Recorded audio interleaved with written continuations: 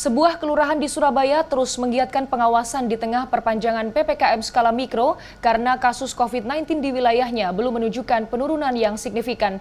Sementara gugus tugas percepatan penanganan COVID-19 Jatim mengklaim PPKM berdampak bagi penurunan kasus dan tingkat keterisian rumah sakit.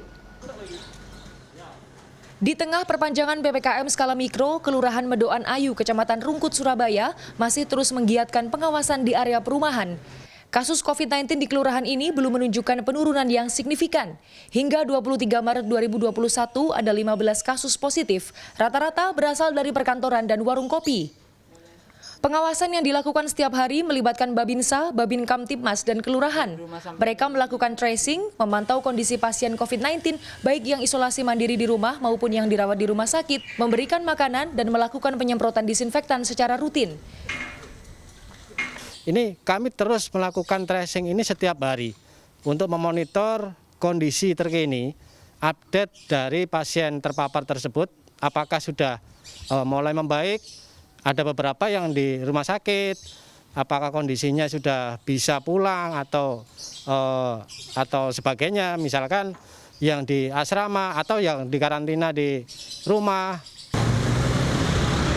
Sementara itu, PPKM dinilai efektif oleh gugus tugas percepatan penanganan COVID-19 Jatim. Dari awal PPKM, tingkat keterisian ICU COVID-19 72%, kini menjadi 50%. Tingkat keterisian ruang isolasi biasa sebelumnya 79% menjadi 29%. Tren angka kasus harian COVID-19 juga menurun menjadi 300 hingga 400 dari sebelumnya 1.000 hingga 1.100. Jumlah kasus yang diklaim menurun harusnya disandingkan dengan jumlah tes harian.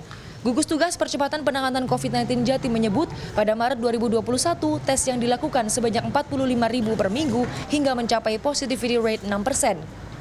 Di sisi lain, kampung yang sebelumnya tak memiliki kampung tangguh tak bisa maksimal. Pemerintah menggandeng berbagai komunitas seperti melakukan pendekatan dengan tokoh masyarakat. Sementara tenaga kesehatan yang sebelumnya melakukan tes kini mulai ditugaskan sebagai vaksinator.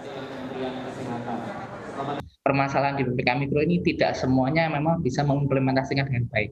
Karena kapabilitas setiap daerah, kapabilitas setiap RT, dan pemahaman mereka terhadap COVID-19 itu sangat bervariasi. Seperti contoh, daerah-daerah yang mungkin dulu sudah punya kampung tangguh yang atas inisiatifnya sendiri, mereka lebih kencang geraknya, lebih bagus dalam artian mengisolasi dan sebagainya.